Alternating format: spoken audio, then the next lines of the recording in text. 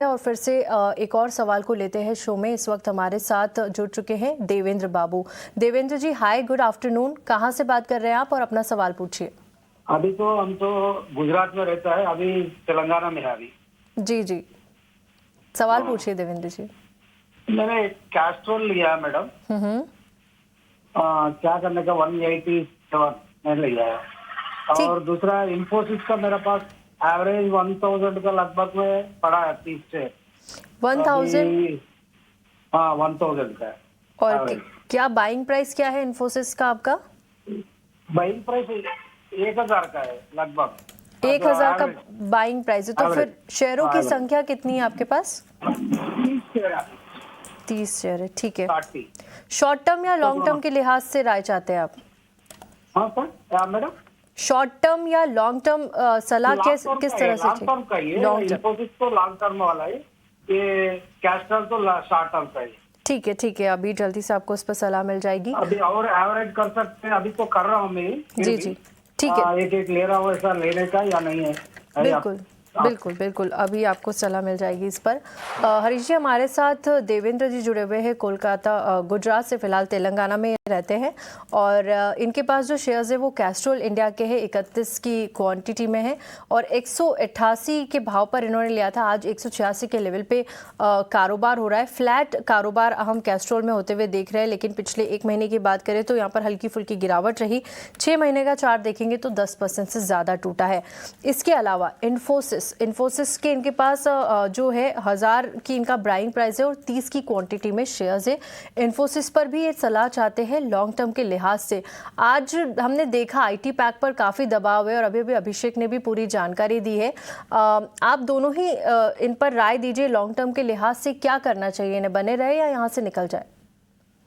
तो देखिए, पहले अगर कैस्ट्रोल की बात करते हैं तो इनका जो प्राइसिंग है ऑलमोस्ट करंट प्राइस के लिए आसपास ही है। लेकिन स्टॉक में अगर देखा है तो लंबे समय से कुछ मेजर और परफॉर्मेंस नहीं देखने मिल रहा है। क्लियरली स्टॉक प्राइस है जो अंडर परफॉर्म कर रहा है। कर इनको मुझे लग रहा है कि शॉर्ट टर्म के नजरिए से भी ज्यादा कुछ बड़ा यहाँ पे बड़ा अपमूव देखने नहीं मिल सकता है। तो हो सकता है कि इनको जल्दी थोड़ा प्रॉफिट बुकिंग करके वो थोड़े भी उछाल में निकलने की राय रहेगी और अच्छे स्टॉक्स में वहाँ पे निवेश करने की राय दिया जाएगा। और दूसरा चीज, ऊपर की ओर रेजिस्टेंस 200 के करीबन है। मुझे लग रहा है कि 200 के आसपास आता है तो वहाँ पे एग्जिट करने के लिए ज्यादा कोशिश किया जा सकता है। और 180 का स्टॉप लॉस मेंटेन बिल्कुल जरूर करना चाहिए स्टॉक के शॉर्ट टर्म के नजरिए से।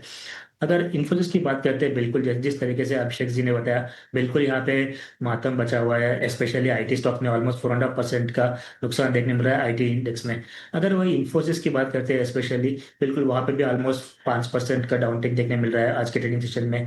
तो इन्फोसिस टेक्निकली देखा है तो सपोर्ट जो है 1375 के आसपास है। इनका जो बाइंग है ऑलमोस्ट 1000 के आसपास है। अभी भी प्रॉफिट में है, लेकिन मुझे लग रहा है कि स्टॉक जिस तरीके से हमने स्टॉक में टूटते हुए नजर आ रहे हैं आईटी इंडेक्स पूरा पैक में, स्पेशली टीसीएस वगैरह जो कि ऑलमोस्ट 4 साल के लो पे चल रहा है, तो मुझे लग रहा है कि यहाँ पे थोड़ा और गिरावट आने वाले दिनों में देखने मिल सकती है। हावेवर 2-3 दिनों से लगातार गिरावट देखने मिल रही है, उसके चलते एक शॉर्ट टर्म में पुल बैक रैली एंटिसिपेट किया जा सकता है स्टॉक्स में, आईटी स्टॉक्स में। तो जो भी उछाल आता है फिलहाल के, थोड़ा प्रॉफिट बुकिंग है तो प्रॉफिट बुकिंग कर ले और उसके बाद थोड़ा स्टेबलाइज होने दे दीजिए मार्केट को। तो उसके बाद मुझे लग रहा है कि वहाँ पे फिर से निवेश करने के लिए सोचा जा सकता है आईटी में।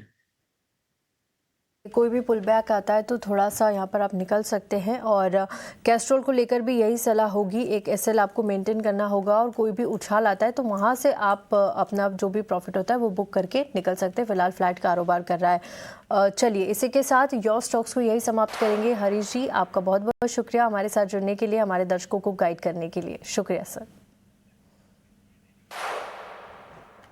चलिए, फर्स्ट सेगमेंट में फिलहाल इतना ही, लेकिन एक छोटा सा ब्रेक लेंगे। ब्रेक के बाद फिर से आपके साथ जुड़ेंगे। चल लौटते हैं।